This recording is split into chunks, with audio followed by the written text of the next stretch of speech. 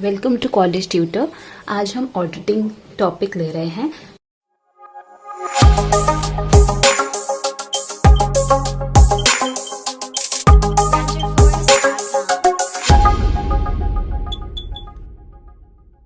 सबसे पहले हम देखते हैं कि ऑडिटिंग का मीनिंग क्या होता है। एक जनरल मीनिंग देखें तो जब भी कंपनी में या कोई भी बिजनेस में हम अकाउंट्स बनाते हैं, हमारे जो भी हम ट्रांजैक्शंस उसमें रिकॉर्ड करते हैं वो गलत ना हो, या वो गलती से हमने रिकॉर्ड कर दिया या जानबूझ के किसी ने गलत रिकॉर्ड की हो, उन सबकी चेकिंग की जाती है। तो वो मीनिंग होता है ऑडिट का। ऑडिटिंग ये एक सारा प्रोसेस है कि जब फर्स्ट हम सारा अकाउंट्स को चेक करेंगे तो बेसिकली इसका क्या मीनिंग होगा, इंस्पेक्शन करना, या फिर हम कह सकते हैं एग्जामिनेशन। इंस्पेक्शन या फिर एग्जामिनेशन। किस चीज का एग्जामिनेशन? बुक्स ऑफ अकाउंट्स का।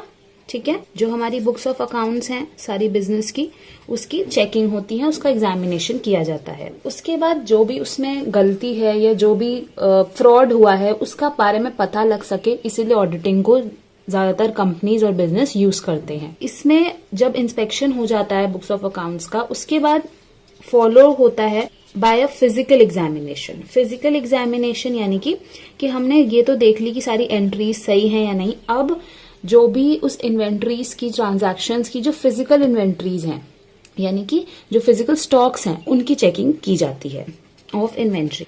उसके बाद ये देखा जाता है, क्योंकि ऑडिटिंग करी जाती है, क्या मेन पर्पस है उसका। सबसे मेन पर्पस तो यही है कि क्या जो सारी एंट्रीज हैं वो एक्यूरेट हैं या नहीं, उसमें क्या क्या गलती है ये देखी जाती है।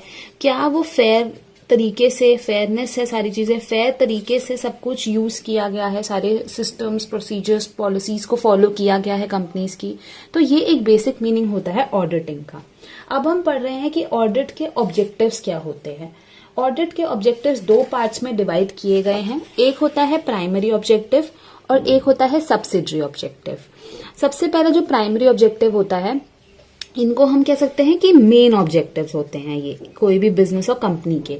और सब्सिडरी ऑब्जेक्टिव्स वो होते हैं जो कि बनते ही इसीलिए हैं, बनाए इसलिए जाते हैं ताकि वो हेल्प कर सके हमें प्राइमरी ऑब्जेक्टिव्स को पाने के लिए, ठीक है, या पूरे करने के लिए। तो प्राइमरी ऑब्जेक्टिव्स, जो मेन ऑब्जेक्टिव्स है बिजनेस के, वो होते हैं examining the system of internal check. Internal check की टर्म जो है ये हम आगे और अच्छे से पढ़ने वाले हैं, बट अभी क्विक रिवीजन, क्विक समझाने के लिए मैं ये बोलूंगी कि जब ऑडिटिंग होती है तो जो भी एम्प्लॉयज होते हैं या जो भी एंट्रीज कर रहे हैं बुक्स में, ये एग्जामिन किया जाता है कि जो वो सिस्टम फॉलो कर रहे हैं वो सही है या नहीं, या जो सिस्टम गलत है उसको सही किया जाए। उसके बाद चेक करते हैं कि एरिथमेटिकल कोई एक्यूरेसी, जैसे कि जो भी आपने एंट्रीज करी हैं उसमें कोई भी नंबर मिस ना हो या कोई भी एंट्री गलत ना कर दी हो, जैसे 53 स्टॉक्स हैं तो 35 ना हो गए हो, ऐसी एरिथमेटिकल एक्यूरेसी को देखा जाता है। उसके बाद वो ट्रांजैक्शंस वैलिड हैं ये चेक किया जाता है, जिसमें मैंने आपको बोला फिजिकल एग्जामिनेशन। तो वहां पे चेक होता है कि ऑथेंटिसिटी है या नहीं है उस ट्रांजैक्शन की। उसके बाद अलग अलग किया जाता है, डिफरेंस बनाया जाता है, जो भी कैपिटल नेचर ऑफ ट्रांजैक्शंस है और रेवेन्यू नेचर ऑफ ट्रांजैक्शंस है उनको अलग अलग किया जाता है। Then we have statutory requirements, यानी कि जो भी रिक्वायरमेंट लॉ के दौरान हुई है। लॉ कहता है कि क्या हम सारे लॉज, पॉलिसीज, प्रोसीजर्स को फॉलो कर रहे हैं या नहीं कर रहे। वो ऑब्जेक्टिव होता है कि हाँ हम फॉलो करें, सारे रिक्वायरमेंट्स को फुलफिल करें। उसके बाद हमारा ये ऑब्जेक्टिव होता है एक ऑडिट का कि true and fairness operating results हो। जो भी हमने सारे ट्रांजैक्शंस किए हैं उसके रिजल्ट एकदम ट्रू एंड फेयर हो, क्योंकि ये बहुत इंपॉर्टेंट होता है। जो हमारी इनकम स्टेटमेंट्स होती हैं, जो हमारी बैलेंस शीट है, जो हमारी फाइनेंशियल पोजीशन बताएगी, इसीलिए बहुत इंपॉर्टेंट होता है उनको करेक्ट होना, ताकि हम हमारी फाइनेंशियल पोजीशन को एकदम ट्रू दिखाएं हमारे शेयर होल्डर्स, हमारे क्रेडिटर्स, हमारे अदर पार्टीज को। तो वो बिजनेस की ग्रोथ के पे बहुत ज्यादा इफेक्ट करता है। तो प्राइमरी ऑब्जेक्टिव ये है कि हम उसको एकदम फेयर दिखाएं। सब्सिडरी ऑब्जेक्टिव्स जो कि बने गए हैं प्राइमरी ऑब्जेक्टिव्स को पाने के लिए, उनको पूरा करने के लिए, तो 3 चीजें इसमें सबसे इंपॉर्टेंट होती हैं। सबसे पहले इसमें है detection and prevention of errors. Detection and prevention of errors. Errors तो कोई भी कर सकता है, या तो अब एरर्स की ये भी बात आती है कि हो सकता है एरर जानबूझ के किया हो, तो एरर इंटेंशनली भी हो सकता है और अनइंटेंशनली भी हो सकता है। एरर डिटेक्ट करना और उसको फिर प्रिवेंट करना। कैसे कैसे एरर्स यूजुअली हो जाते हैं? एरर ऑफ प्रिंसिपल, यानी कि कोई प्रिंसिपल हमने फॉलो नहीं किया हो। एरर ऑफ ओमिशन, अगर हम कोई एंट्री भूल गए हैं। Error of commission and compensating errors. तो ऐसे ऐसे बहुत सारे एरर्स हो सकते हैं, बट हमने इसको इस पार्ट्स में डिवाइड किया जो ये यूजुअली जब हम बुक्स ऑफ अकाउंट्स बनाते हैं तो ये एरर्स हो जाते हैं। ये सारे एरर्स आपने अकाउंट्स में पढ़े होंगे। Then detection and prevention of frauds. अब फ्रॉड तो इसीलिए होता है क्योंकि किसी ना किसी का उसमें कोई ना कोई इंटरेस्ट वेस्टेड होता है, तो फ्रॉड किया ही से जाता है, यानी कि ये तो इंटेंशनली ही होता है। ठीक है, इंटेंशनली ही किया जाता है। उसके बाद अंडर और ओवर वैल्यूएशन ऑफ स्टॉक। हो सकता है हमने कोई स्टॉक को अंडर वैल्यूड किया हो, कोई इसकी वैल्यू ज्यादा हो, या तो उसमें उसको हमने कम में लिखा हो, या फिर ओवर वैल्यूएशन यानी उसकी वैल्यू को ज्यादा लिखा हो। तो ऐसे एरर्स को, ऐसे ऑब्जेक्टिव्स को डिटेक्ट करना और उसको सही रखना, ये हमारा सब्सिडियरी ऑब्जेक्टिव होता है। ऑब्जेक्टिव्स के बाद अब हम कर रहे हैं types of audit. Types of audit बहुत अलग अलग बिजनेस में अलग अलग टाइप्स के होते हैं। बहुत सारे ऑडिट्स आपको मिल सकते हैं। जो बेसिक ऑडिट्स हैं, जो यूजुअली हम हर बिजनेस में देखते हैं, उसके बारे में बात करते हैं। जो फर्स्ट 3 ऑडिट्स हैं, ये सबसे ज्यादा इंपॉर्टेंट होते हैं और यूजुअली ये हर बिजनेस में होते ही हैं। बट हाँ, ऑडिट्स फर्क पड़ता है, अगर आपका बिजनेस कुछ और है उस हिसाब से उसके नेचर पर डिपेंड करता है। सबसे पहला होता है इंटरनल ऑडिट। इंटरनल ऑडिट मतलब जो भी हमारे एम्प्लॉयज हैं उस बिजनेस, उस कंपनी में, वही ऑडिट करते हैं। यानी कि जो भी ऑडिटर होगा वो एक एम्प्लॉय होगा उस कंपनी का। External audit. एक्सटर्नल ऑडिट की समझ आ रहा है कि कंपनी से जो एक्सटर्नल होगा, यानी कि जो सीए अपॉइंट होते हैं और जो भी थर्ड पार्टी होगी यहाँ पर, जो कि उस कंपनी या बिजनेस की एम्प्लॉय नहीं होगी, वो करते हैं हमारे एक्सटर्नल ऑडिट। ठीक है। Then we have internal revenue service audit, या हम इसको बोल सकते हैं IRS tax audits. IRS tax audits basically ये देखते हैं कि जो भी बिजनेस है, जो भी कंपनी है, वो एक ऑडिटर आता है और वो उस कंपनी को बताता है कि आपकी क्या क्या टैक्स लाइबिलिटीज हैं, उन टैक्स को आपको कैसे देना है। जो भी टैक्स ऑडिट्स होते हैं वो करके कंपनी को बताता है। Then we have financial audit. Financial audit basically क्या करता है, वो फाइनेंशियल स्टेटमेंट्स जो होती है बिजनेस की, उनकी एक्यूरेसी को एनालिस करता है, उनकी एक्यूरेसी को चेक करता है कि जो भी हमने फाइनेंशियल स्टेटमेंट बनाई है वो सारी करेक्ट हो, उनको चेक करता है, उनको इंस्पेक्ट करता है। Then we have operational audits. Operational audits मतलब कि कैसे हमारा बिजनेस ऑपरेट कर रहा है, कैसे हमारी कंपनी ऑपरेशंस कर रही है, जो भी वो सब करेक्ट जा रहे हैं, क्या करेक्ट फॉलो हो रहे हैं, वो चेक किया जाता है। ऑपरेशन मतलब ऑपरेट, जो भी ऑपरेशंस आप कर रहे हो, काम कर रहे हो। यहाँ पर ज्यादातर जो ऑपरेशनल ऑडिट्स होते हैं, वैसे तो वो दोनों हो सकते हैं, या तो वो इंटरनल ऑडिट भी कोई कर सकता है, एक्सटर्नल ऑडिटर भी आ सकता है, लेकिन ज्यादातर इंटरनल ऑडिट होते हैं, तो it is similar to internal audit. ठीक है। Then we have compliance audits. Compliance मतलब कि जैसे हमारे एक सेट स्टैंडर्ड हैं, एक सेट स्टैंडर्ड्स रूल्स हैं, पॉलिसीज हैं, प्रोसीजर्स हैं, लॉ कुछ कह रहा है और हमारे बिजनेस पॉलिसीज जो हैं वो दोनों बिल्कुल कंप्लायंट मैच होने चाहिए। हमें जो भी इंटरनल और एक्सटर्नल स्टैंडर्ड्स हैं उस हिसाब से बिजनेस की पॉलिसीज एंड प्रोसीजर्स होनी चाहिए और हम वैसे ही फॉलो कर रहे हो, ये ऑडिटर कंप्लायंस ऑडिट्स में चेक करता है। Then we have information system audits.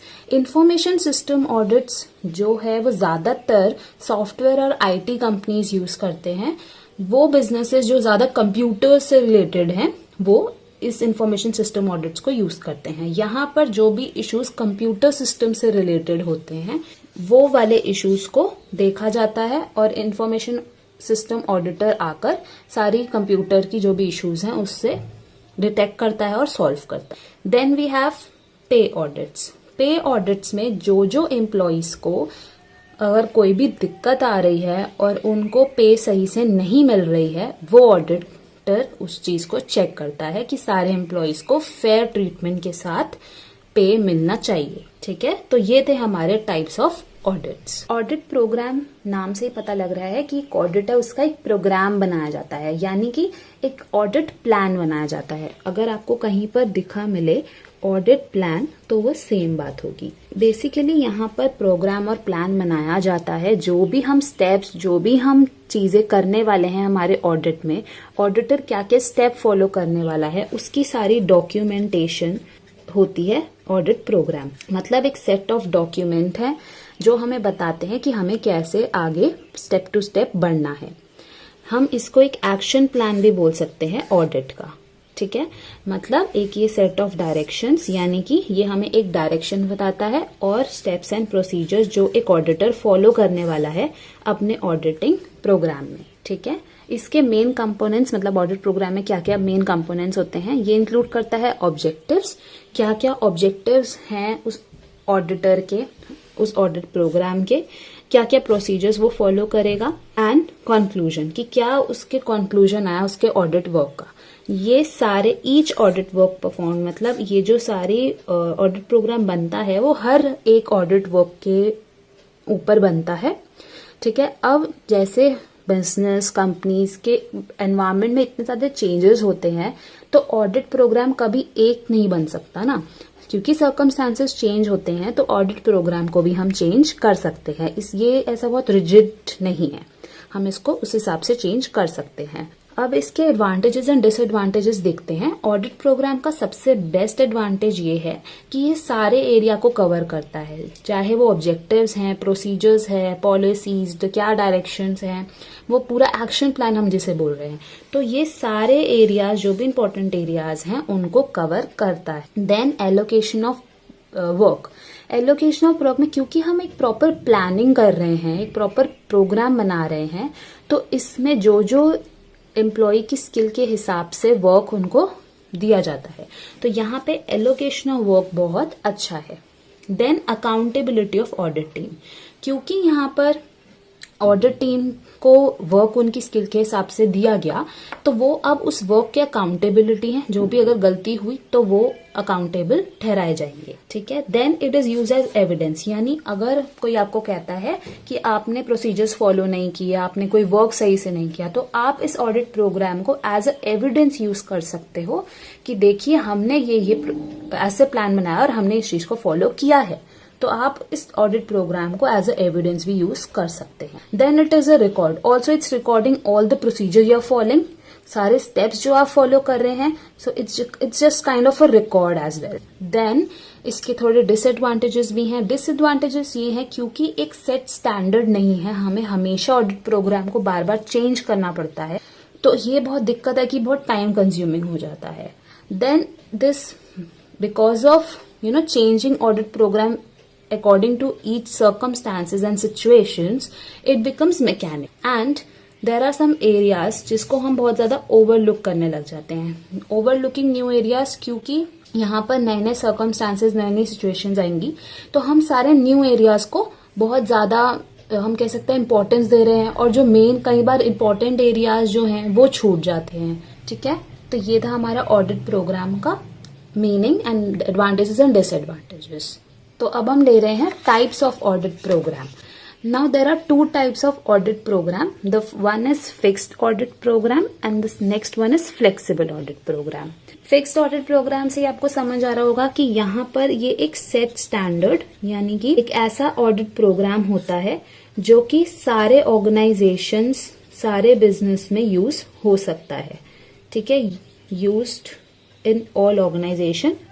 एक फिक्स्ड ऑडिट प्रोग्राम है, यही प्रोसीजर्स, यही पॉलिसी सारे ऑर्गेनाइजेशंस में यूज हो रही हैं, ठीक है। उसकी दूसरी तरफ और दूसरा टाइप है फ्लेक्सिबल ऑडिट प्रोग्राम।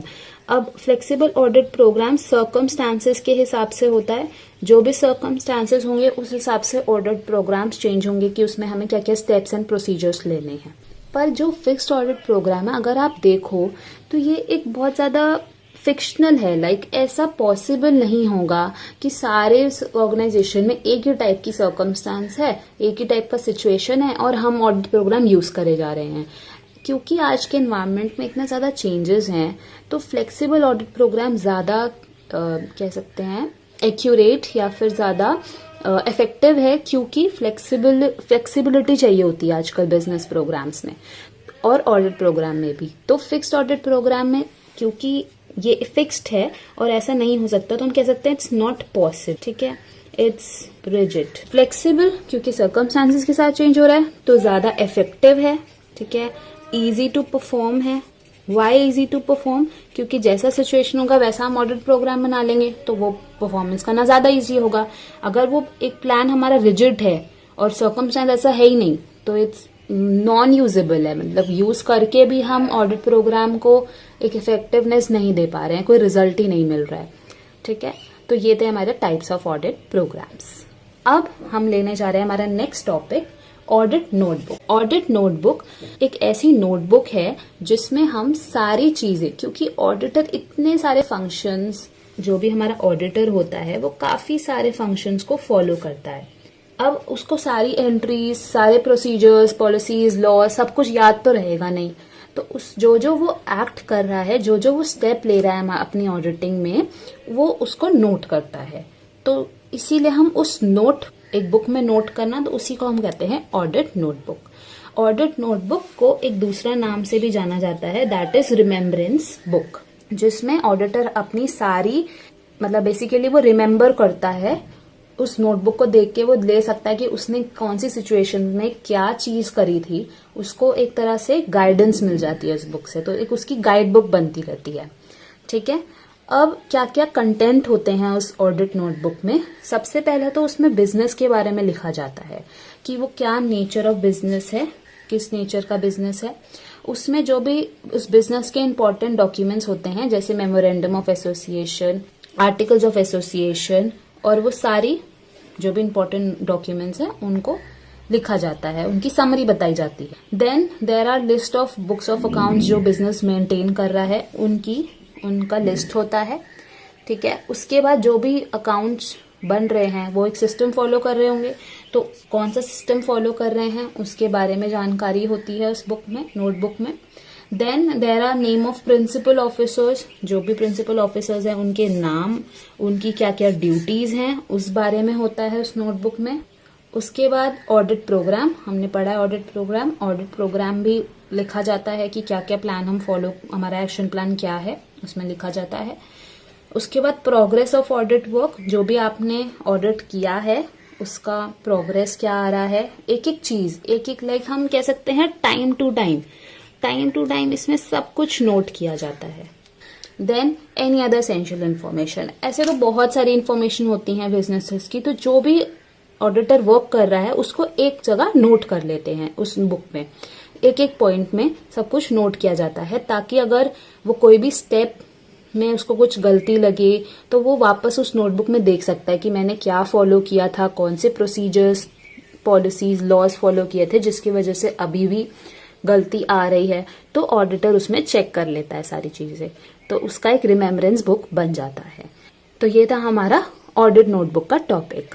अब हम हमारा नेक्स्ट टॉपिक ले रहे हैं जो कि है routine checking and test checking. Routine checking word से आपको समझ आ रहा होगा कि जो कि रूटीन में चेक किया जाता है, यानी डेली बेसिस पे जो हमारे बुक्स ऑफ अकाउंट्स हैं उनकी चेकिंग होती है। जो भी जनरल्स, जो भी हमारे जर्नल एंट्रीज होती हैं, लेजर्स होते हैं, ठीक है, उनकी जो एंट्रीज हैं उनको चेक किया जाता है रूटीनली कि आज ये एंट्रीज हुई, हमारी ट्रांजैक्शंस हुई, ये लेजर में हमने लेजर पोस्टिंग करी, ठीक है, इसको बिल्कुल चेक किया जाता है।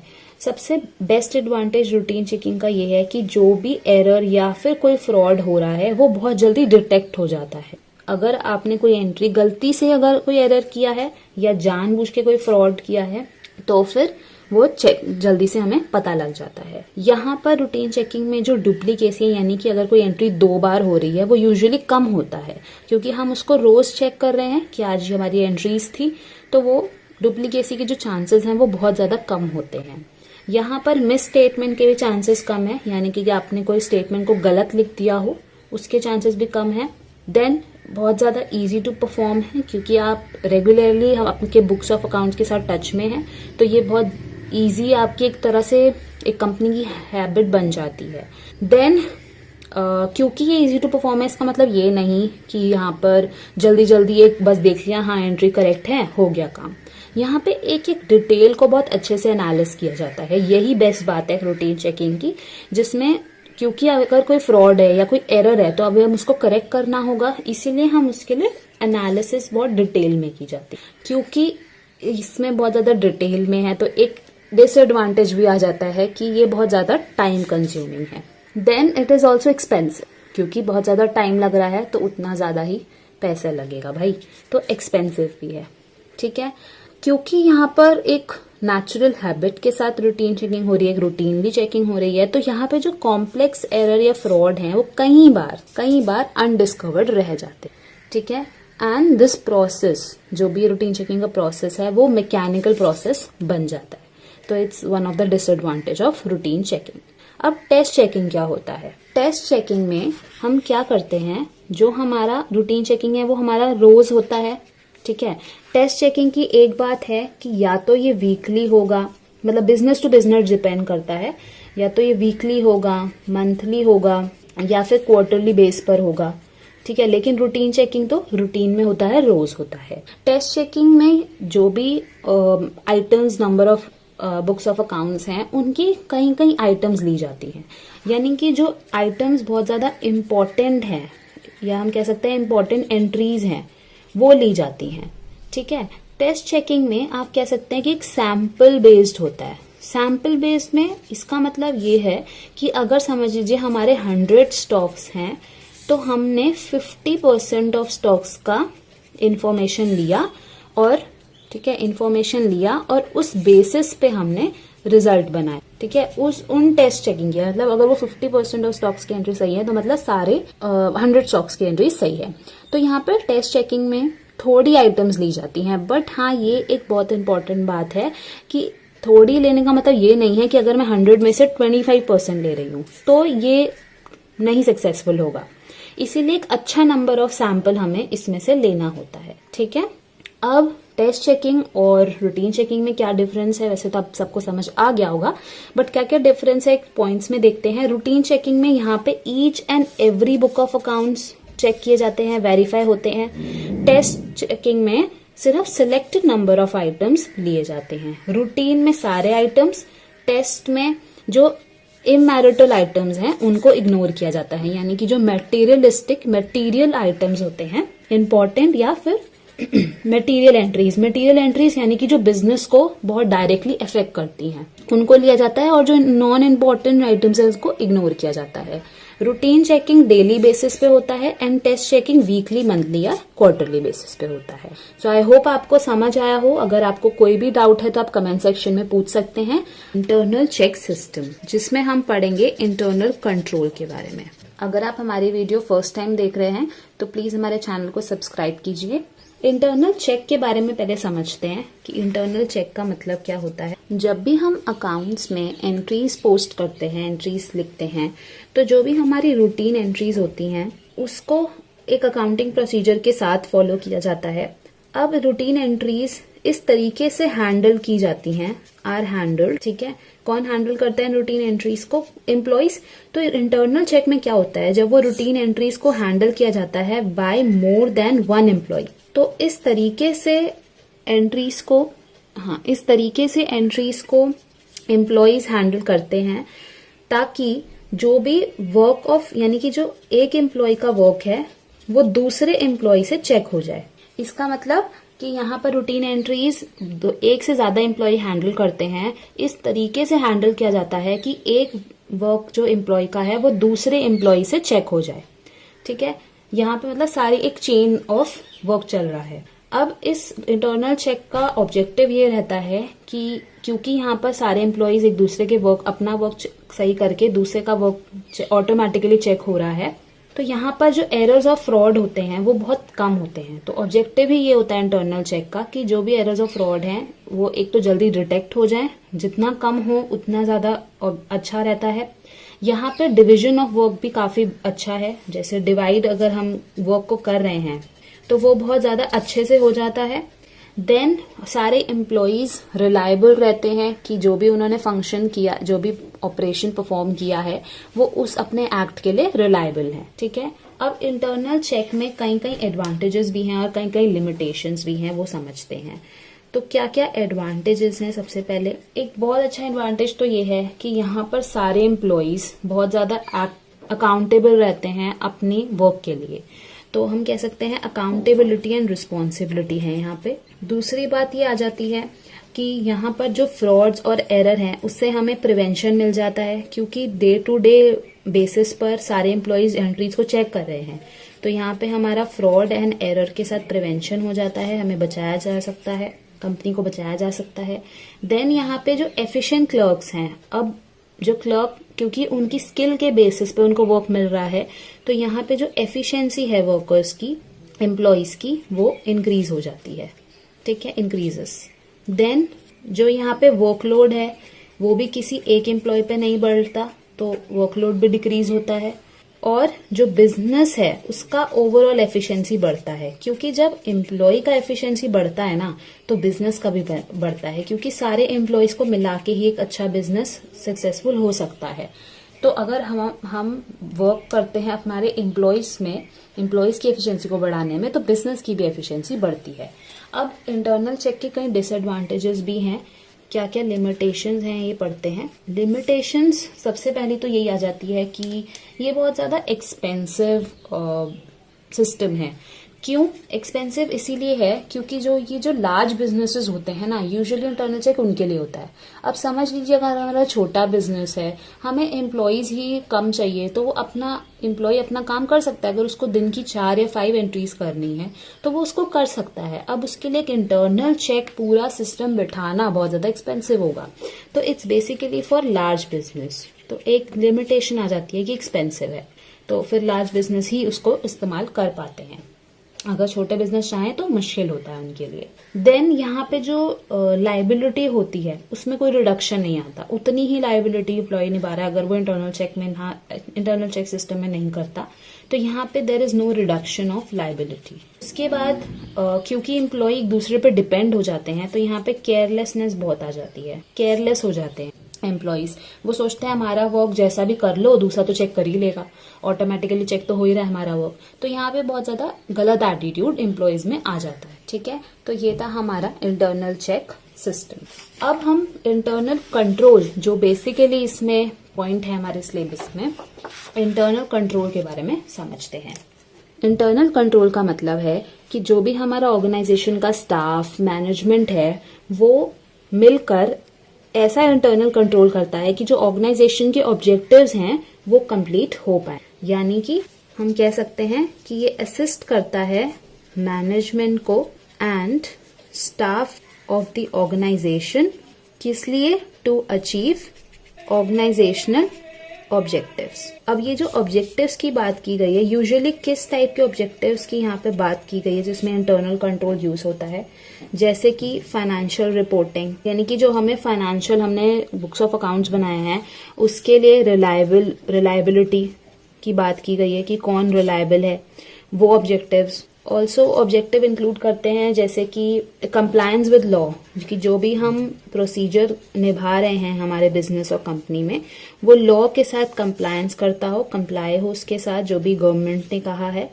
देन जो हमारे बिजनेस ऑपरेशन है वो बहुत इफेक्टिव हो, तो मतलब इफेक्टिवनेस आए उसमें, एंड एफिशिएंसी। हर बिजनेस का ऑब्जेक्टिव होता है कि वो अपने ऑर्गेनाइजेशन के इफेक्टिवनेस और एफिशिएंसी को बढ़ाए of business operations. Then objectives that include safeguarding of assets, right? तो ये some kinds of objectives हैं। इस मैटर में जो objectives होते हैं उनको इंटरनल कंट्रोल के हिसाब से मैनेजमेंट और जो स्टाफ ऑर्गेनाइजेशन का, उनको असिस्ट किया जाता है ताकि वो ऑर्गेनाइजेशन ऑब्जेक्टिव्स को कंप्लीट करे। तो आई होप आपको internal checking system, internal control समझ आया हो। अब हम हमारा नेक्स्ट टॉपिक ले रहे हैं जिसमें हम ऑडिट प्रोसीजर की बात करेंगे।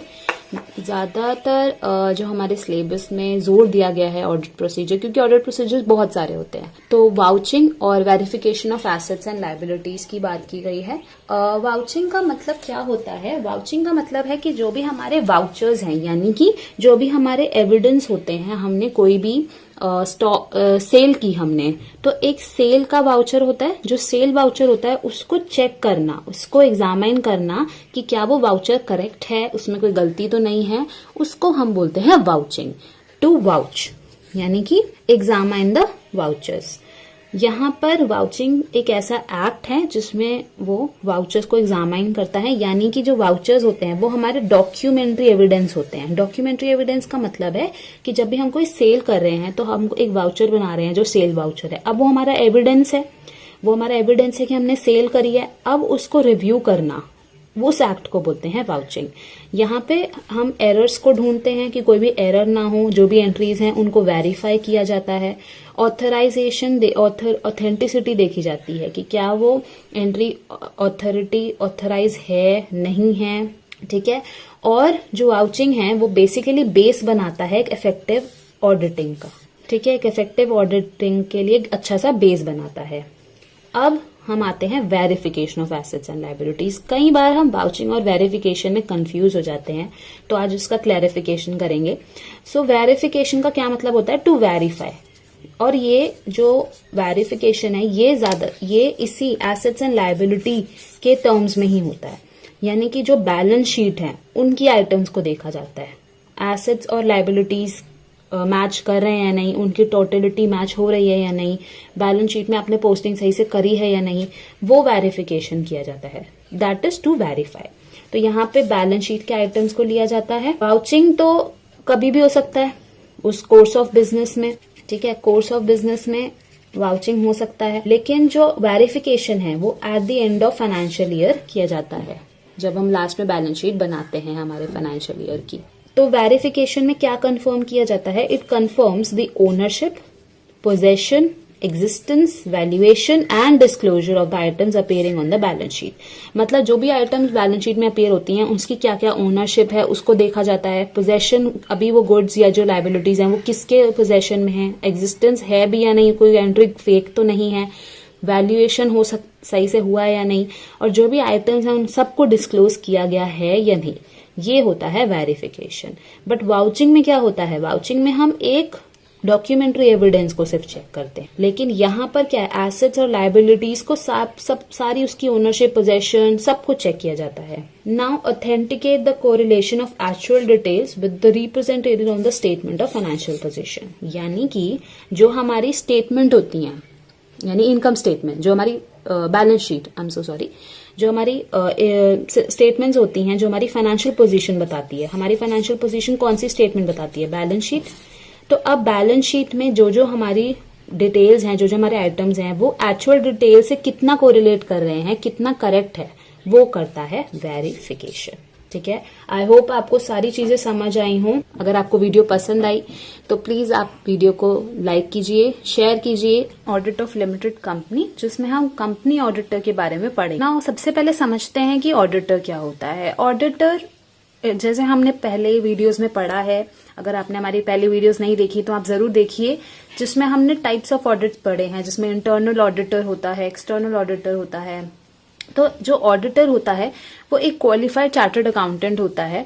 उसका बेसिक पर्पस ये होता है कि जो भी बिजनेस या कंपनी है उसके जो अकाउंट्स बनाए हैं उसने, बैलेंस शीट, इनकम स्टेटमेंट, सारे अकाउंट्स को चेक किया जाए, एग्जामाइन किया जाए कि जो भी हमने बनाया है वो एक्यूरेट बनाया है और सारी पॉलिसीज को देखते हुए बनाई गई है।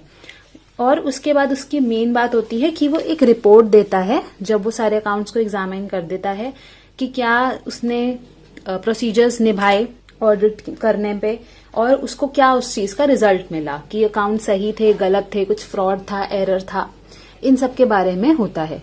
उसके बाद ये जो रिपोर्ट बनती है ये शेयर होल्डर्स को दी जाती है और सारी चीजें डिस्कस की जाती हैं। फिर एक कंपनी और उसकी बिजनेस की मीटिंग में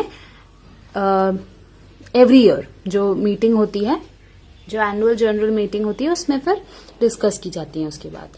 तो आज हम कंपनी ऑडिटर के बारे में हम क्या क्या पढ़ने वाले हैं। तो इसमें कंपनी ऑडिटर की अपॉइंटमेंट कैसे होती है इसके बारे में पढ़ेंगे। उसके बाद हम ये पढ़ेंगे कि जो कंपनी ऑडिटर होता है उसके पास क्या क्या पावर्स होती हैं, ठीक है, और उसके बाद उसकी क्या क्या ड्यूटीज हैं और क्या क्या लाइबिलिटीज हैं। ड्यूटीज एंड लाइबिलिटीज पढ़ेंगे, ठीक है। तो सबसे पहले देखते हैं अपॉइंटमेंट के बारे में। तो सबसे पहले जो अपॉइंटमेंट होती है, फर्स्ट ऑडिटर की अपॉइंटमेंट होती है। जैसे ही एक कंपनी इनकॉर्पोरेट होती है यानी कि बनती है, उसके 30 डेज के अंदर अंदर एक फर्स्ट ऑडिटर को एम्प्लॉय किया जाता है, जो कि कंपनी के जो डायरेक्टर्स होते हैं वो एक फर्स्ट ऑडिटर को अपॉइंट करते हैं।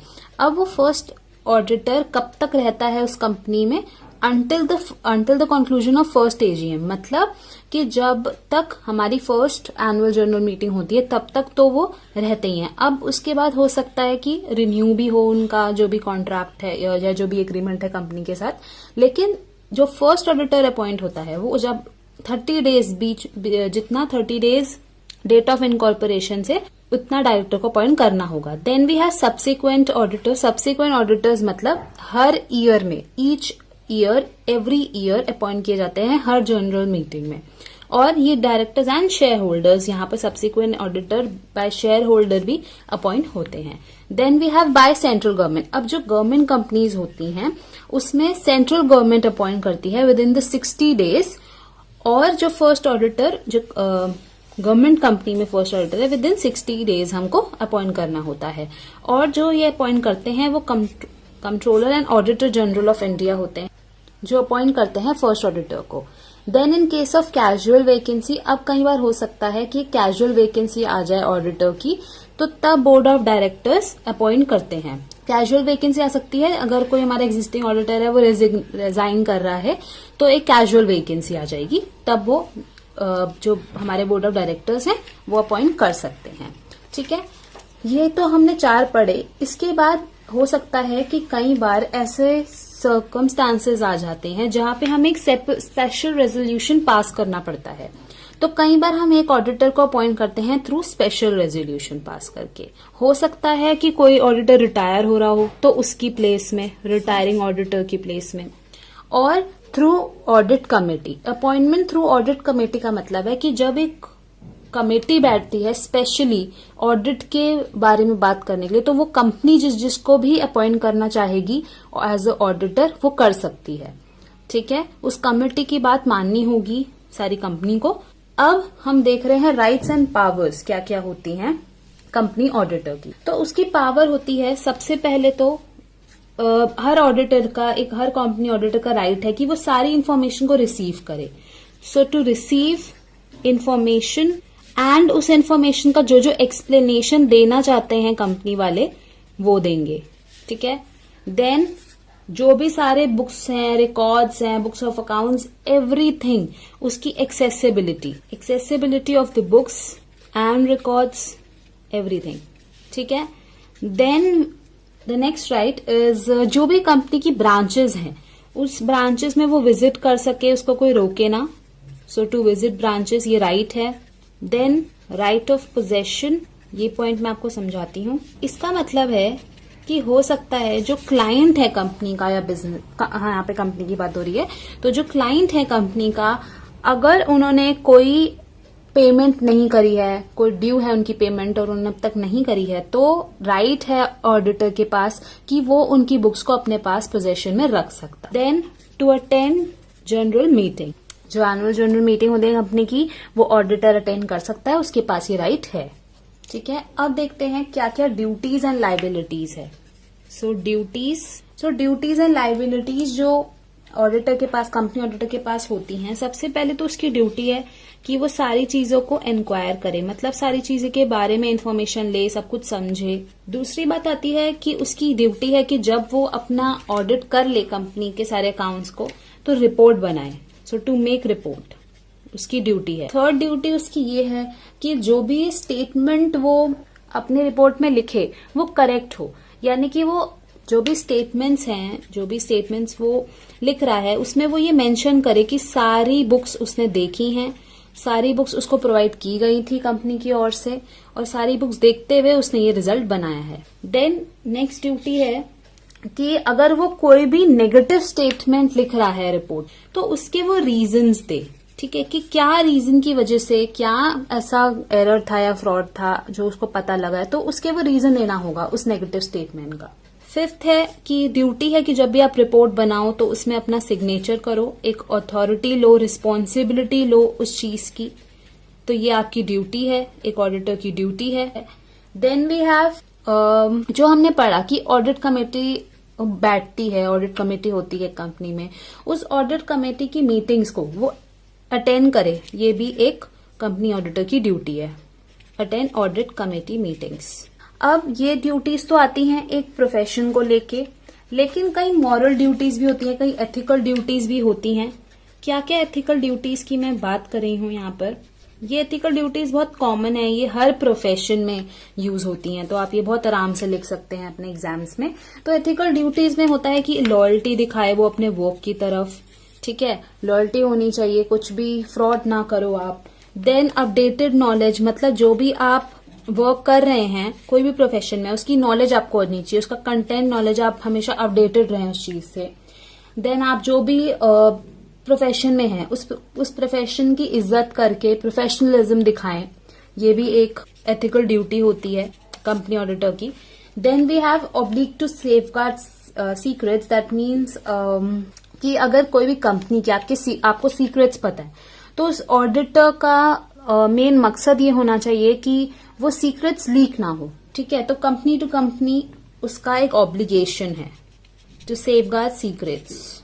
तो ये थे हमारे rights, duties, appointment of company. Audit report, audit report जो रिपोर्ट ऑडिटर बनाता है after examining all the books, records of the company और बिजनेस। जब ऑडिटर सारी बुक्स और कंपनीज की रिकॉर्ड्स को देख लेता है, एनालिसिस कर लेता है, तो वो एक रिपोर्ट बनाता है। अब ऑडिट रिपोर्ट का हम बेसिक मीनिंग कह सकते हैं कि जो भी ऑडिटर अपना ओपिनियन देता है वो उस रिपोर्ट में लिखता है कि क्या अकाउंट्स में कोई कमी थी, एरर थे, फ्रॉड थे, उस बारे में लिखता है। तो ऑडिट रिपोर्ट को अगर हम एक शॉर्ट फॉर्म में लिखें तो हम कह सकते हैं इट्स अ रिटन ओपिनियन, एक रिटन ओपिनियन है। अब जो एक रिपोर्ट बनती है, आप कोई भी रिपोर्ट ले लीजिए, आपकी रिपोर्ट कार्ड ले लीजिए स्कूल की, कॉलेजेस की, तो जब आपके मार्कशीट या रिपोर्ट कार्ड में एक फॉर्मेट फॉलो किया जाता है, एक स्टैंडर्ड फॉर्मेट फॉलो किया जाता है, तो ऐसे ही एक ऑडिट रिपोर्ट की एक फॉर्मेट होता है, एक स्टैंडर्ड फॉर्मेट होता है जो एक ऑडिटर को फॉलो करना होता है।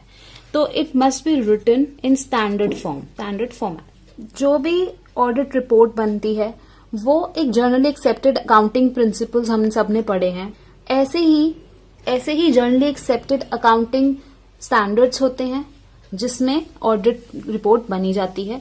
ऑडिट रिपोर्ट फॉलो करता है उस स्टैंडर्ड को, तो यानी कि जनरली एक्सेप्टेड ऑडिटिंग स्टैंडर्ड्स, उस स्टैंडर्ड को फॉलो करते हुए ही, उस कंप्लायंस करते हुए ही एक ऑडिट रिपोर्ट बनती है।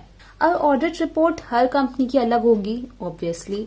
सो जो भी वेरिएशंस आते हैं ऑडिट रिपोर्ट में, एक कंपनी की भी कभी भी ऑडिट रिपोर्ट सेम नहीं हो सकती ना हर ईयर। अगर हम सिर्फ एक कंपनी की भी बात करें तो हर ईयर सर्कमस्टांसेस अलग होते हैं, तो जो ऑडिट रिपोर्ट है वो वैरी करती है फ्रॉम सर्कमस्टांसेस टू सर्कमस्टांसेस, ठीक है।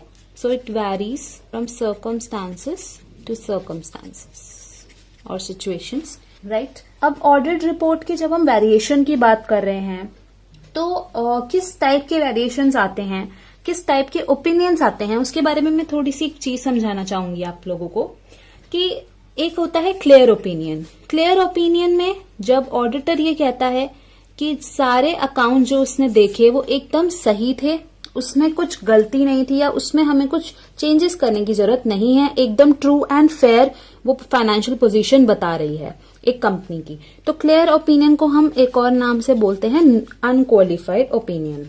Then we have qualified opinion. Qualified opinion में मतलब कि अभी भी कुछ चेंजेस करने चाहिए, जिसमें कुछ ना कुछ कह सकते हैं कमी है अभी भी अकाउंट्स में, तो ये होती है क्वालिफाइड ओपिनियन जो ऑडिटर देता है अपनी ऑडिट रिपोर्ट में। Then there is adverse. Adverse में तो आप समझ ही गए होंगे कि कुछ ज्यादा ही एरर, फ्रॉड आ रहे हैं, तो मतलब एक कंपनी के अकाउंट्स वो सही मेंटेन नहीं है, ये ऑडिटर अपनी ऑडिट रिपोर्ट में एडवर्स ओपिनियन शो करता है। देन डिस्क्लेमर ऑफ ओपिनियन, इसका मतलब है कि भाई कंपनी कुछ फ्रॉड कर रही है, उसका ऑडिटर अपने ओपिनियन में एक डिस्क्लेमर लिखता है अपनी ऑडिट रिपोर्ट में। तो ये है हमारा ऑडिट रिपोर्ट का कंसेप्ट। ऐसा ही एक कंसेप्ट है जिसका नाम है ऑडिट सर्टिफिकेट। अब भाई ऑडिट सर्टिफिकेट क्या है? जब ऑडिट रिपोर्ट बनती है तो एक ऑडिट रिपोर्ट बनी, लेकिन उसका क्या सबूत है कि ऑडिटर ने रिस्पॉन्सिबिलिटी से एक ऑडिट रिपोर्ट बनाई है। तो ऑडिट सर्टिफिकेट वो रिस्पॉन्सिबिलिटी, वो ऑथेंटिसिटी दिखाता है। ठीक है, तो ऑडिट सर्टिफिकेट ये बताता है कि जो ऑडिटर है वो रिस्पॉन्सिबल होगा अगर कुछ भी गलत इंफॉर्मेशन बाद में पता लगी तो ये ऑडिट सर्टिफिकेट साइन किया जाता है, ठीक है, बाय ऑडिटर। साइनिंग होता है, साइनिंग द सर्टिफिकेट, और वो ऑडिटर मेंशन करता है कि ये सारे बेस्ड ऑन फैक्ट्स है। जो भी उसने इंफॉर्मेशन देखी, जो भी उसने अकाउंट्स देखे, वो सारे फैक्ट्स उसने देखते हुए एकदम एक्चुअल तरीके से विदाउट एनी फ्रॉड उसने वो रिपोर्ट बनाई है। तो एक सर्टिफिकेट में वो जो सर्टिफिकेट होता है वो बेस्ड ऑन फैक्ट्स होता है, राइट? या हम कह सकते हैं बेस्ड ऑन एक्चुअल फैक्ट्स होता है, कि मतलब उसने अकाउंट्स देखे हैं actually. Then we have audit certificate एक गारंटी देता है, जैसे मैंने आपको बोला कि रिस्पॉन्सिबल होगा, तो हम कह सकते हैं कि ये गारंटी देता है किस चीज की? Guarantee of accuracy. ऑडिटर क्यों हम कंपनी क्यों अपॉइंट करती है, अपॉइंट क्यों करती है? इसीलिए तो करती है कि वो गारंटी दे सके कि हमारे जो फाइनेंशियल पोजीशन है वो एकदम एक्यूरेट, फेयर है। एक आप ऑडिट रिपोर्ट हमारी देख सकते हैं, हमारे पास एक ऑडिट सर्टिफिकेट है, तो वो एक ऑडिट सर्टिफिकेट गारंटी देता है एक्यूरेसी की। ठीक है, आई होप आपको समझ आए हो दोनों टॉपिक। स्पेशल ऑडिट बेसिकली एक अदर चीज होती है देन एनुअल ऑडिट। तो एक एनुअल ऑडिट हो गया, एक हो गया special audit. Special audit special circumstances में किया जाता है, एनुअल ऑडिट एनुअली देखते ही हैं हम, होता है। तो एनुअल ऑडिट से अदर देन जो होता है वो होता है special audit. Special audit special circumstances में किया जाता है। कोई भी अगर सर्कमस्टांस आ जाए जिसमें हमें लग रहा है कि नहीं, हमें अब हमारे अकाउंट्स का ऑडिट दोबारा कराना होगा, वो किसी टाइम भी हो सकता है, कोई भी टाइम हो सकता है ईयर का, ठीक है। उसके बाद सर्टेन केसेस में ऐसा होता है कि ऐसी सर्कमस्टांसेस आ जाती हैं जब सेंट्रल गवर्नमेंट बोलता है कि एक स्पेशल ऑडिट होगा एक कंपनी का, कोई भी एक स्पेसिफाइड कंपनी है, उसका स्पेशल ऑडिट ऑर्डर किसका दिया जाता है? सेंट्रल गवर्नमेंट ऑर्डर देता है। अब क्या क्या रीजन है, ऐसा क्या रीजन हो गया कि सेंट्रल गवर्नमेंट ऑर्डर देता है? तो हो सकता है कि कंपनी कुछ फ्रॉड कर रही हो या फिर कोई भी डैमेज कर रही हो to the interest of trade, industry और बिजनेसेस जो हैं उस फॉर्म के, कोई भी फॉर्म नेचर का जो बिजनेस है, उस बिजनेसेस को कुछ डैमेज हो रहा हो, ट्रेड, इंडस्ट्रीज, किसी को भी कोई डैमेज हो रहा हो, तब सेंट्रल गवर्नमेंट कहती है कि नहीं, हमें स्पेशल ऑडिट बिठाना है। तो ये एक रीजन हो सकता है। दूसरा रीजन हो सकता है कि जो कंपनी की पॉलिसीज हैं, प्रोसीजर्स हैं, वो उस तरीके के नहीं है जो एक स्टैट्यूटरी रिक्वायरमेंट गवर्नमेंट करती है। अकॉर्डिंग टू लॉज आप कंपनी के प्रोसीजर्स को नहीं चला रहे हो, कंपनी अपनी एक पॉलिसीज बना रही है। लेकिन कोई भी कंपनी जब पॉलिसी बनाती है तो उसका गवर्नमेंट के जो भी लॉज हैं उसके साथ अपनी पॉलिसीज को बनाना होता है। तो हो सकता है वो स्टैट्यूटरी रिक्वायरमेंट्स को फॉलो नहीं कर रही हूँ, तो उस वजह से सेंट्रल गवर्नमेंट एक ऑडिट, स्पेशल ऑडिट बिठाना चाहती है। Then financial position of the company might endanger insolvency. इसका मतलब ये है कि हो सकता है कि कंपनी की जो फाइनेंशियल पोजीशन है या तो वो गलत दिखाई गई हो, ठीक है, और बाद में ऐसा शक हो रहा है गवर्नमेंट को कि जो कंपनी है वो इंसॉल्वेंट होने वाली है, ठीक है, मतलब उसके पास पैसे नहीं है, खत्म हो रहे हैं, लेकिन फाइनेंशियल पोजीशन में कुछ और दिखा रखा है कि कंपनी बहुत स्ट्रांग है। तो ऐसा शक होने पे सेंट्रल गवर्नमेंट ऑर्डर दे सकता है फॉर अ स्पेशल ऑडिट। ये था हमारा स्पेशल ऑडिट का कंसेप्ट। अब हम अलग अलग बैंकिंग कंपनी, इंश्योरेंस ऑडिट, इन सब के बारे में पढ़ेंगे, जैसे अलग अलग ऑडिट्स के बारे में पढ़ेंगे। तो सबसे पहले हम ले रहे हैं बैंक ऑडिट, या आप इसको कह सकते हो ऑडिट ऑफ बैंकिंग कंपनी। हम सबको पता है कि बैंक इतना इम्पोर्टेंट रोल निभाता है। बैंक ऑडिट बहुत ज्यादा इम्पोर्टेंट होते हैं बिकॉज बैंक बहुत ज्यादा huge amount of deposits and savings hold करता है, तो इसीलिए हैंडल करता है, होल्ड करता है, तो इसीलिए बहुत इम्पोर्टेंट है कि बैंक का ऑडिट हो। अब बैंक के ऑडिट में जो एक प्रोसेस होता है जिसे नाम दिया गया है बैंक ऑडिट, तो ये बेसिकली एक प्रोसेस है of monitoring what of the process, all the process of banking, की बैंकिंग के जो अकाउंट्स हैं, जो स्टेटमेंट्स वो बना रहा है, लेजर्स जो बना रहा है, वो करेक्ट हैं नहीं हैं, जो भी वो बैंक कस्टमर्स के डिपॉजिट ले रहा है, क्या वो उसको सही जगह यूज कर रहा है या नहीं, तो ये बैंक ऑडिट के प्रोसेस में मॉनिटर होता है। अब फाइनेंशियल स्टेटमेंट जो होती हैं बैंकिंग इंस्टीट्यूट्स की, वो देखी जाती हैं इसमें, तो हम कह सकते हैं फाइनेंशियल स्टेटमेंट्स। उसके बाद हम कह सकते हैं कि जो प्रोविजंस होते हैं, जैसे बैंकिंग में आपको पता है कि एनपीए होता है, नॉन परफॉर्मिंग एसेट्स। उसके बाद क्रेडिट रेशियोज होते हैं। उसके बाद आरबीआई की जो रिक्वायरमेंट्स होती हैं वो फॉलो करनी होती हैं। आरबीआई के रिक्वायरमेंट्स फॉलो करनी होती हैं किसी भी बैंक को। तो ये आरबीआई की रिक्वायरमेंट्स हो गई, क्रेडिट रेशियोज हो गए, नॉन परफॉर्मिंग एसेट्स हो गए। तो इन सब के बारे में भी सारे जो भी इनके प्रोविजंस होते हैं, इसको भी बैंक ऑडिट में देखा जाता है। उसके बाद हमारे पास आता है इंश्योरेंस ऑडिट। इंश्योरेंस ऑडिट भी बहुत इंपॉर्टेंट है। क्यों? क्योंकि वो एक कस्टमर की पेमेंट लेता है, कस्टमर से प्रीमियम लिया जाता है इंश्योरेंस का, तो वो बहुत इंपॉर्टेंट है कि वो कस्टमर्स से कोई फ्रॉड ना कर रही हो इंश्योरेंस कंपनी। तो इसीलिए इंश्योरेंस ऑडिट होना भी बहुत इंपॉर्टेंट है। अब इंश्योरेंस ऑडिट क्या इंश्योर करता है हमें, क्यों हम कह रहे हैं कि इंश्योरेंस ऑडिट इंपॉर्टेंट है? क्योंकि जो भी कस्टमर अपनी प्रीमियम पे कर रहे हैं, उनका जो भी इंटरेस्ट है या जो भी इंश्योरेंस है, वो कवरेज एकदम प्रॉपर हुई हो। तो इंश्योर करता है कस्टमर को कि उसकी जो इंश्योरेंस है, वो इंश्योरेंस कवरेज है, वो एकदम सही है। ठीक है। उसके बाद जो भी रूल्स हैं, rules of insurance regulatory and development act 1999, उसके इस एक्ट में जो भी रूल्स हैं उसको फॉलो कर रहा है कि इंश्योरेंस कंपनी, ये भी इंश्योरेंस ऑडिट में देखा जाता है। ऐसे ही हमारे पास आता है बैंक ऑडिट, हमने पढ़ा, इंश्योरेंस ऑडिट। थर्ड आता है एजुकेशनल इंस्टीट्यूट। एजुकेशनल इंस्टीट्यूट में आप एजुकेशनल इंस्टीट्यूट समझ गए होंगे, जैसे कि स्कूल्स, कॉलेजेस, यूनिवर्सिटीज एक्सेट्रा, इनकी बात की गई है। एजुकेशनल इंस्टीट्यूट में जो भी इनकम एंड एक्सपेंडिचर अकाउंट होते हैं, बैलेंस शीट होती है, उसको ऑडिटर देखता है। यहाँ पर जो भी ऑडिटर काम करेगा एजुकेशन इंस्टीट्यूट में, वो देखेगा कि क्या इंस्टीट्यूट ने, एजुकेशन इंस्टीट्यूट ने यूनिवर्सिटी एक्ट जो है उसको, उसके सारे रूल्स को फॉलो किया है या नहीं किया है, उस चीज को देखेगा। उसके बाद जो मिनट्स बुक होती है, मिनट्स बुक जिसमें हर चीज लिखी जाती है, क्या वो फॉलो कर रहा है या नहीं, और मिनट्स बुक को देखता है ऑडिटर, पूरा एनालिस करता है।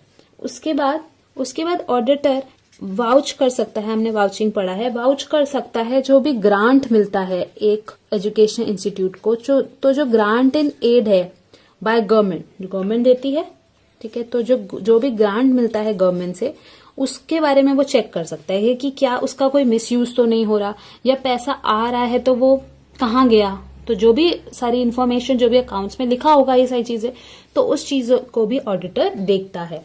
उसके बाद वो रिसिप्ट्स देख सकता है। किस चीज की रिसिप्ट्स देख सकता है? ऑफ फीस, जो भी स्टूडेंट्स की फीस आई है उनके रिसिप्ट्स, जो भी अदर चार्जेस हैं, not only fees but also other charges जो भी बच्चों से लिए जाते हैं स्कूल्स में, कॉलेजेस में, तो उनके रिसिप्ट्स को वो देख सकता है, वेरीफाई कर सकता है। बहुत मतलब क्योंकि वो क्यों वेरीफाई कर रहा है? क्योंकि उसको एक ऑडिट रिपोर्ट बनानी है। ठीक है। उसके बाद रिसिप्ट, फीस और चार्जेस की देख सकता है। उसके बाद जो कंसेशन दिया जाता है बच्चों को, उसके बारे में भी, उसकी अथॉरिटी की वो कंसेशन क्यों दे, या किसको दिया गया है, और वो पैसा कहाँ गया, जो कंसेशन में हम कंसेशन दे रहे हैं बच्चे को, उसको हमने कहाँ कवर किया। तो वो सारी चीजें एक ऑडिटर की ड्यूटी होती है देखना। ठीक है। तो ऐसे ही हमने बैंक ऑडिट पढ़ा कि बैंकिंग कंपनीज में और बैंक्स में कैसा होता है। इंश्योरेंस ऑडिट पढ़ा, जो इंश्योरेंस कंपनीज होती हैं। देन हमने पढ़ा एजुकेशनल इंस्टीट्यूट के बारे में। ठीक है। ऐसे ही एक हमारे पास आता है कोऑपरेटिव सोसाइटीज, जहां पर उनकी ऑडिटिंग भी बहुत इंपॉर्टेंट रोल निभाती है। आपने बहुत ज्यादा कोऑपरेटिव सोसाइटीज के बारे में सुना होगा। तो कोऑपरेटिव सोसाइटीज को गवर्नमेंट बहुत ज्यादा सपोर्ट कर रही है। गवर्नमेंट बहुत ज्यादा कोऑपरेटिव सोसाइटीज बना रही है, और उनका मेन पर्पस होता है टू हेल्प सोसाइटी, यानी कि वो सोसाइटी की हेल्प करें। कोई भी दिक्कत आए सोसाइटी में तो उनकी हेल्प की जाए। अब एक कोऑपरेटिव सोसाइटी एक्ट है 1912, इसमें सब कुछ डिफाइन है अबाउट ऑडिटिंग, ठीक है। बाकी सारी चीजें तो हैं ही, लेकिन हम अब ऑडिटिंग की बात कर रहे हैं। तो section 17 of cooperative society act 1912 कहता है कि एक साल में एटलीस्ट वंस तो ऑडिटिंग होनी ही चाहिए। तो वंस एटलीस्ट, ठीक है, एवरी ईयर, हर साल एक बार तो ऑडिटिंग होनी चाहिए। उसके बाद जो भी ऑडिटर होगा वो क्या एग्जामिनिंग करेगा, क्या देखेगा, क्या एनालिसिस करेगा, वो एग्जामिन करेगा कि जो भी ओवरड्यू डेट्स हैं या जो वैल्यूएशन की गई है एसेट्स एंड लायबिलिटीज की, सोसाइटी के जो एसेट्स एंड लायबिलिटीज हैं उनको एनालिस करेगा, उनको एग्जामिन करेगा, assets and liabilities of the society. Then section 17 also provide कि जो ऑडिटर होगा उसको एक्सेस होना चाहिए टू ऑल द बुक्स, जो भी अकाउंट्स हैं, जो भी पेपर हैं, जो भी सिक्योरिटीज हैं सोसाइटी की, उसका एक्सेस ऑडिटर को होना चाहिए। इस एक्ट में ये सारी चीजें तो लिखी ही हैं कि ऑडिटर को क्या क्या हमें कब कराना है और क्या क्या चीजें वो देखेगा। इस एक्ट में काफी सारी चीजें दी हुई हैं, जैसे कि ऑडिटर की अपॉइंटमेंट के बारे में, ठीक है, ऑडिटर की अपॉइंटमेंट, उसकी पावर्स, उसकी ड्यूटीज एंड लायबिलिटीज जो हमने पहले भी पढ़ी हैं। अगर हमारे वीडियो आपने पहले नहीं देखी हो तो आप देख सकते हैं, हमने ऑडिटर्स की appointment, powers and duties and liabilities के बारे में पढ़ा है। आई होप आपको वीडियो पसंद आई हो। Please hit the like button, share it with your friends and do subscribe to College Tutor. And also अगर आपका कोई सजेशन हो, कोई प्रॉब्लम हो तो वो आप कमेंट सेक्शन में पूछ सकते हैं। लास्ट यूनिट ले रहे हैं जिसमें हम रीसेंट ट्रेंड्स इन ऑडिटिंग पढ़ने वाले हैं। First audit, tax audit and management audit हम आज की वीडियो में लेंगे, जो आपके सिलेबस में भी है। कॉस्ट ऑडिट में जो भी कॉस्ट अकाउंट्स होता है, जो भी कॉस्ट के एस्पेक्ट होते हैं, वो कॉस्ट ऑडिट लेता है। तो यहाँ पे जो भी कॉस्ट अकाउंट्स होंगे उनका वेरिफिकेशन होता है। यहाँ पे कॉस्ट अकाउंटिंग के जो प्रिंसिपल्स हैं वो देखे जाते हैं। जब भी एक कंपनी अपना कॉस्ट अकाउंटिंग फॉलो करती है, अपने कॉस्ट अकाउंट्स बनाती है, तो वो इंश्योर करे कि जो भी उसने अकाउंटिंग प्रिंसिपल्स हैं वो फॉलो करे हैं, कॉस्ट अकाउंटिंग प्रिंसिपल्स हैं वो फॉलो करे हैं, और जो भी कॉस्ट प्लान्स बनाए हैं उनके कंप्लायंस के साथ ही उन्होंने अपने कॉस्ट अकाउंट्स को मेंटेन किया है। तो ये एक कॉस्ट ऑडिट को चेक करना बहुत इंपॉर्टेंट होता है। उसके बाद कॉस्ट ऑडिट के बारे में एक चीज समझ लीजिए कि कॉस्ट ऑडिट हर कंपनी या हर बिजनेस नहीं कराता, but there are some cases जहां पे इस कॉस्ट ऑडिट को कंपलसरी बोल दिया है, ठीक है। वैसे तो it's not compulsory, but there are some cases under section 233B of companies act जहां पे ये इंपॉर्टेंट होता है कि कॉस्ट ऑडिट कराना होगा। जो कॉस्ट ऑडिटर होता है उनको board of directors of a company appoint करते हैं, ठीक है। अब हम पढ़ने वाले हैं कि कॉस्ट ऑडिट की इतनी सिग्निफिकेंस क्यों आया है, इतना इंपॉर्टेंस क्यों आया है रिसेंट टाइम्स में। तो सबसे पहले होता है, जब कॉस्ट ऑडिट होता है तो जो भी कॉस्ट को मैनेज करने की बात आती है, तो मैनेजमेंट को बहुत ज्यादा हेल्प होता है कि कैसे हम हमारी कॉस्ट को संभालें, चाहे वो प्रोडक्शन कॉस्ट हो, चाहे वो ट्रांसपोर्टेशन कॉस्ट हो, या जो भी पैकेजिंग कॉस्ट आपने पढ़ा होगा। मार्केटिंग में बहुत सारी कॉस्ट होती हैं एक बिजनेस को जो देखनी होती हैं, कंपनीज को जो देखनी होती हैं। तो ये एक मैनेजरल डिसीजंस में मैनेजमेंट को बहुत हेल्प आता है कि वो कैसे हम अपने डिसीजन को बनाएं जिस हिसाब से वो हमारी अपनी कॉस्ट को भी बचा सके और कस्टमर को भी, उसकी नीड्स और वांट्स को भी सेटिस्फाई कर सके। उसके बाद इसका सिग्निफिकेंस आता है टू शेयर होल्डर्स। जब भी कॉस्ट अकाउंटिंग की रिपोर्ट बनती है तो शेयर होल्डर्स ये देखकर ही अपना इन्वेस्टमेंट करते हैं उस कंपनी में। तो जो भी अगर कॉस्ट अकाउंट्स बहुत ट्रू और फेयर बने हो तो शेयर होल्डर ज्यादा इन्वेस्ट करने का चाहते हैं, इसीलिए कॉस्ट ऑडिट बहुत इंपॉर्टेंट होती है और सिग्निफिकेंस होता है शेयर होल्डर्स को भी। अब कस्टमर्स को क्या सिग्निफिकेंस होता है, कस्टमर्स को फेयर प्राइस मिलता है, जो भी उसका प्रोडक्ट होगा उसका फेयर प्राइस का बेनिफिट कस्टमर्स को मिलता है because of cost audit. Then to society, society और गवर्नमेंट में आप ये कह सकते हैं कि एक तो नॉर्म्स फॉलो किए जाते हैं, तो उस वजह से सोसाइटी के लिए बेनिफिट होता है, ठीक है। मॉरल बेनिफिट्स भी आ जाते हैं इसमें कि अगर कंपनी कोई फ्रॉड नहीं कर रही तो it will benefit whole of the society, ठीक है। इसकी वजह से जो स्टैंडर्ड ऑफ लिविंग है वो लोगों का अच्छा होता है। तो it will help society as a whole. ऐसे ही अब हम पढ़ने वाले हैं हमारा tax audit. So tax audit, जो हमारी प्रीवियस वीडियोस में हमने टाइप्स ऑफ ऑडिट्स डिस्कस किए थे, तो उसमें हमने एक ऑडिट डिस्कस किया था IRS टैक्स ऑडिट, जिसमें हमने बताया था कि टैक्स का ऑडिट करना बहुत इंपॉर्टेंट होता है, क्योंकि एक इंडिविजुअल, एक कंपनी या एक बिजनेस जब टैक्स रिटर्न देती है तो वो उसकी जो इनकम होती है, उसके जो वो डिडक्शन लेती है, जो भी टैक्स लॉस के कंप्लायंस होते हैं, ये चेक होना बहुत इंपॉर्टेंट होता है। चाहे वो आप सोसाइटी को ले लीजिए, चाहे वो आप एक इंडिविजुअल के बेसिस पे ले लीजिए, तो ये बहुत इंपॉर्टेंट होता है कि टैक्स ऑडिट किए जाए, ठीक है, for the benefit of everyone और as a society as a whole.